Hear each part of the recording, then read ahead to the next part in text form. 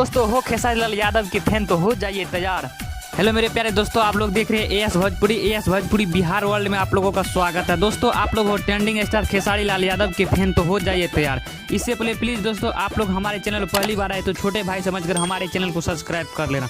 दोस्तों बता दें कि अभी खेसारी लाल यादव के एक गाना का पोस्टर रिलीज हुआ है। दोस्तों बता दें कि यह देवी गीत है 2022 का।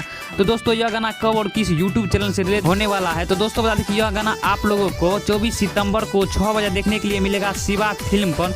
दोस्तों बता दें कि यह गाना का टाइटल है निमिया के छैया। दोस्तों यह गाना को गाए हैं खेसारी लाल यादव और गीत दिए हैं टुनटुन यादव और संगीत से सजाया है आर्यन शर्मा। तो दोस्तों आप लोग तैयार रहिएगा 6 बजे 24 सितंबर को देखने के लिए शिवा फिल्म पर। तो दोस्तों आप लोगों को यह अपडेट कैसा लगा कमेंट में जरूर बताइए। और हाँ मेरे प्यारे दोस्तों, अगर आप लोग खेसारी लाल यादव से प्यार करते हैं तो हमारे चैनल को सब्सक्राइब जरूर कर लेना, क्योंकि भोजपुरी का सभी खबर आप लोगों को देखने के लिए मिलेगा। धन्यवाद दोस्तों, फिर से मिलेंगे एक अगले वीडियो में, तब तक के लिए बाय बाय, लव यू मेरे।